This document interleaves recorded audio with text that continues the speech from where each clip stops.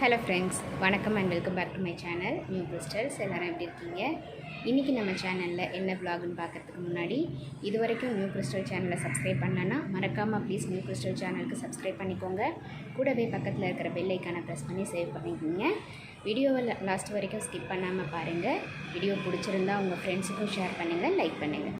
இன்றைக்கி ஷேர் பண்ணுற வீடியோ ரொம்ப இன்ட்ரெஸ்டிங்காகவும் யூஸ்ஃபுல்லாகவும் இருக்கும். வித்தவுட் ஃபர்தர் டிலே வாங்க வீடியோ பார்க்கலாம்.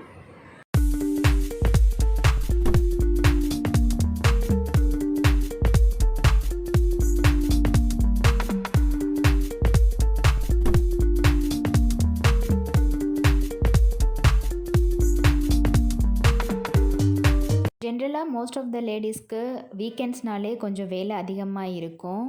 எஸ்பெஷலி ஃபேமிலி மெம்பர்ஸ் எல்லாருமே அன்றைக்கி வீட்டில் இருப்பாங்க. ஸோ அவங்களுக்கு ஸ்பெஷலான ஃபுட்டு ஏதாவது ப்ரிப்பேர் பண்ணி கொடுக்கறது.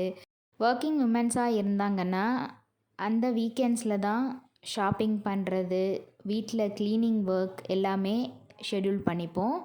ஸோ சிம்பிளாக ஃப்ரிட்ஜை ஆர்கனைஸ் பண்ணுறது எப்படி அப்படிங்கிறது தான் இன்றைக்கி வீடியோ பார்க்க போகிறோம். அதோட டேஸ்டியான ஒரு ரெசிபியும் பார்க்கலாம். ஆல்மோஸ்ட் என்னோடய வீக்கெண்ட் ரொட்டீனும் இப்படி தான் இருக்கும்.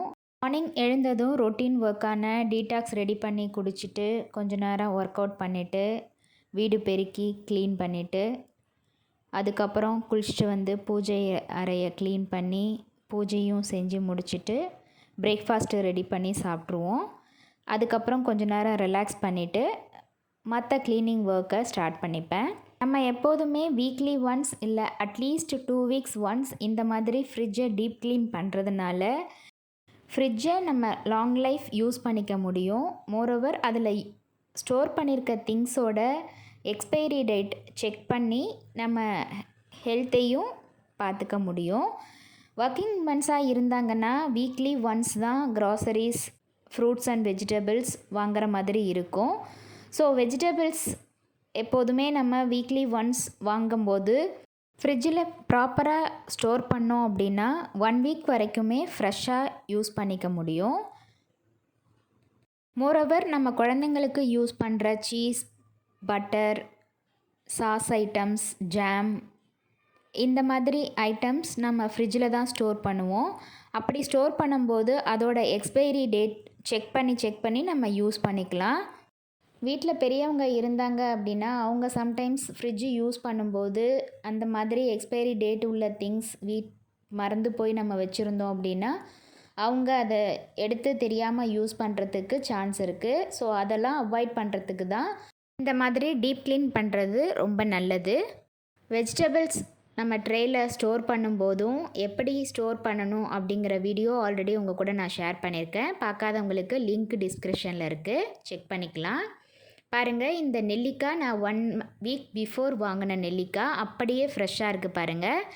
இந்த மாதிரி நீங்கள் ஸ்டோர் பண்ணுறதுனால நம்ம 1 வீக் வரைக்குமே வெஜிடபிள்ஸ் ஃப்ரெஷ்ஷாகவே நம்ம யூஸ் பண்ணிக்க முடியும்.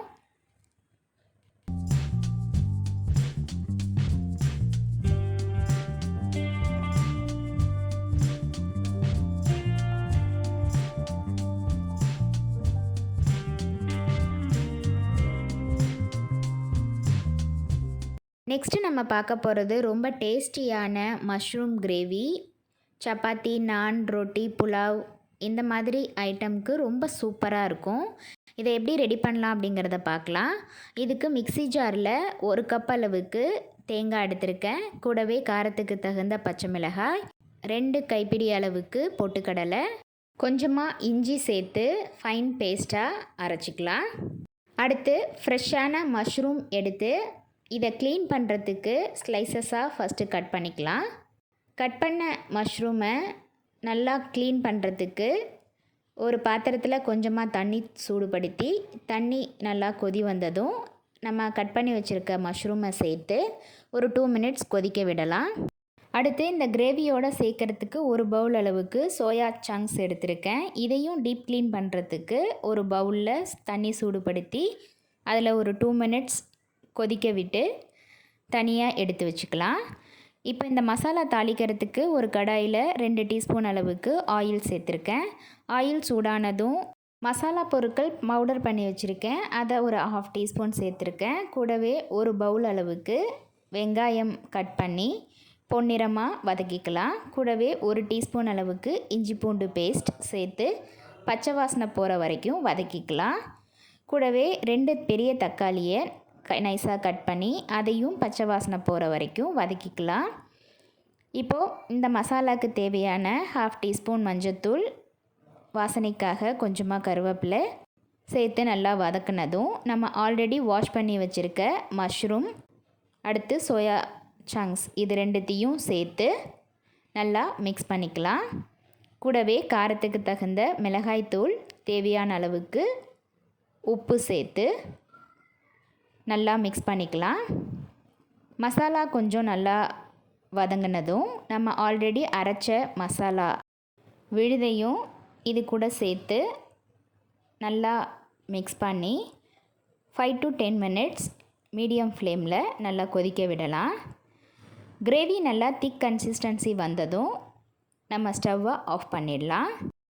ரொம்ப டேஸ்டியான mushroom with soya gravy ready ஆகிடுச்சு. நீங்களும் இதே மாதிரி ட்ரை பண்ணி பார்த்துட்டு எப்படி இருக்குன்னு உங்கள் கமெண்ட்ஸை போஸ்ட் பண்ணுங்கள். என்ன ஃப்ரெண்ட்ஸ், வீடியோ பார்த்தீங்களா? இந்த வீடியோ கண்டிப்பாக உங்களுக்கு இன்ட்ரெஸ்டிங்காகவும் யூஸ்ஃபுல்லாகவும் இருந்திருக்கும்னு நினைக்கிறேன். வீடியோவை ஸ்கிப் பண்ணாமல் லாஸ்ட் வரைக்கும் பார்த்ததுக்கு ரொம்ப தேங்க்ஸ். இந்த வீடியோ பிடிச்சிருந்தா ப்ளீஸ் லைக் பண்ணுங்கள், ஷேர் பண்ணுங்கள், மறக்காமல் நியூ கிறிஸ்டல் சேனலுக்கு சப்ஸ்கிரைப் பண்ணி எனக்கு சப்போர்ட் பண்ணுங்கள். நெக்ஸ்ட்டு ஒரு இன்ட்ரெஸ்டிங் அண்ட் யூஸ்ஃபுல்லான வீடியோட உங்களை மீட் பண்ணுறேன். Till then bye from new crystals. Be safe, be healthy. Thank you.